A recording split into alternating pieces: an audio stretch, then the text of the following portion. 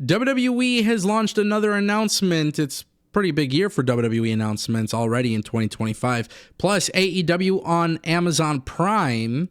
A lot of talk about this, but nobody really seems to understand what is actually happening. So I'm going to bring you guys some serious clarification. And Caitlin Clark coming to the WWE. We got to talk about it.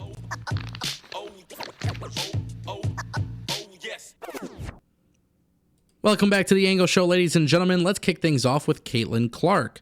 Maybe you follow the world of sports, but Caitlin Clark has taken women's basketball by storm. From college basketball all the way to the Indiana Fever in the WNBA. Caitlin Clark, everybody knows who she is. A lot of tabloids, a lot of headlines, a lot of talk about her.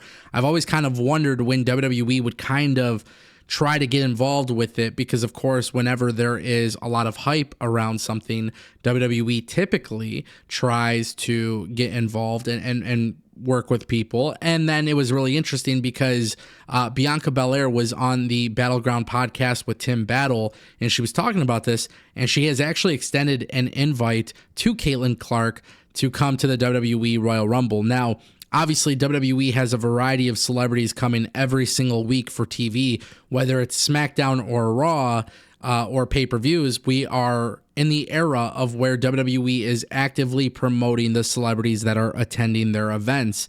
And whether or not Caitlin Clark accepts the invite, whether or not Caitlin Clark is actually at the Royal Rumble, whether or not she appears at the Royal Rumble on screen, or whether she's just a spectator, like nobody really knows what's going to happen here. But I want to talk about this because this kind of shows you the difference between WWE and every other wrestling company. When there are celebrities who are actively watching the WWE product and they take pride in it, WWE has done a really good job of putting some spotlight on that. And obviously WWE does this because of social media and the clicks and the clips that get posted. And obviously WWE wants to take advantage of that. The goal for WWE is to reach as much of a wider audience as possible. And sometimes when you go on social media and you see, a celebrity in attendance, you're thinking, well, maybe if they're watching it, I should be watching it too. Just this past week on SmackDown, we saw Tony Hinchcliffe from Kill Tony as SmackDown. And a lot of people who like comedy saw that. And a lot of people were like, whoa, like, what is Tony Hinchcliffe doing there? And like, it's not about the name value. It's just if somebody is involved in a activity that you enjoy watching, whether it's sports or comedy or Hollywood or whatever, if you pay attention to them and you don't watch wrestling and then you see a whole bunch of clips of them at a WWE show, you might be enticed enough to go and check it out. So Caitlin Clark could be a very big tool for WWE. We'll see what happens. That brings us to AEW on Amazon. There's been a lot of talk about this past weekend. I've strayed away from it. I didn't want to address this because I didn't see it as a big deal. It's not a knock towards AEW.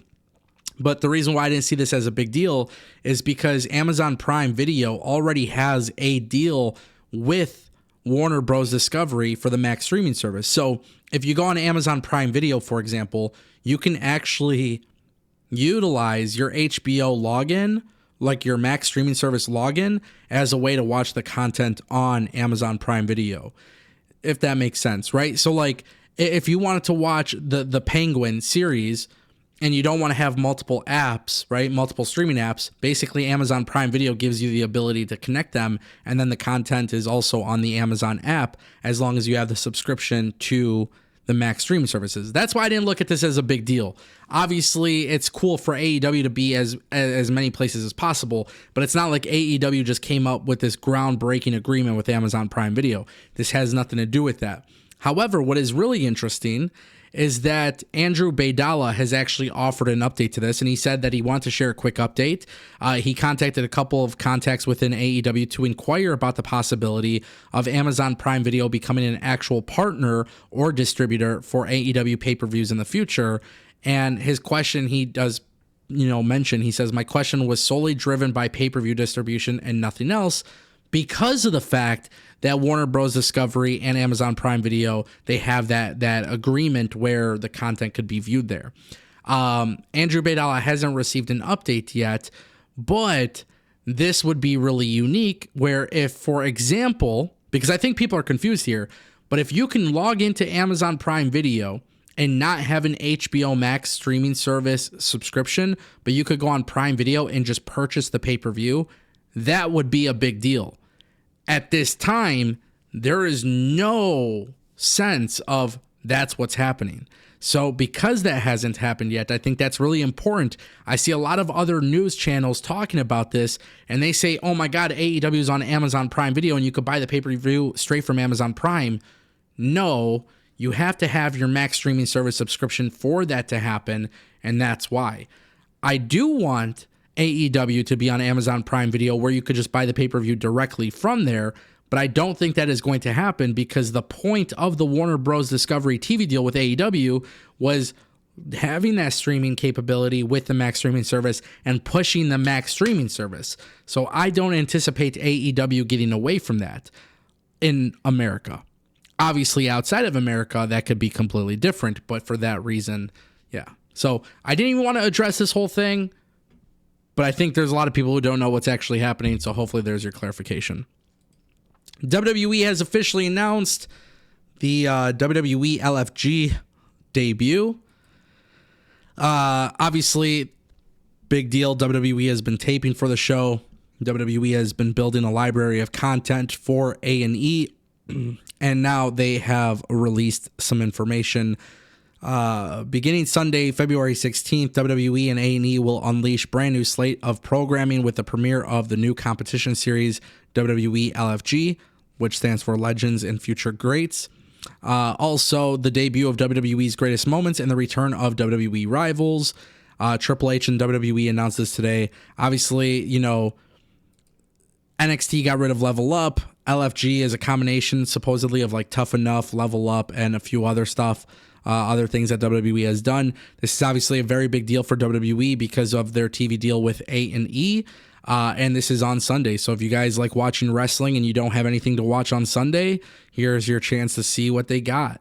Obviously, the matches and stuff are pre-taped, so we'll see what this leads to. We'll see how WWE presents it. I will watch it Sunday because it is a new show. I'm curious to see what it's going to be like.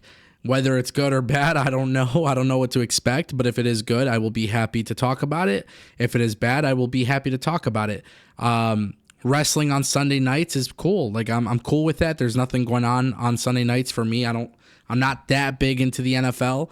And there's no pay-per-views or anything like that on Sunday nights, so I will watch it. But obviously WWE is creating more content, and I think this could be really cool because a lot of the people that are on LFG are relatively unknown talent or people that have come from the NIL program. So we'll have to see what happens. And obviously I'm very excited about that. But yeah, WWE keeps up the big announcements. It's 2025, still January, and who knows what else is coming. Ladies and gentlemen, that is the Ango Show. Thank you so much for watching.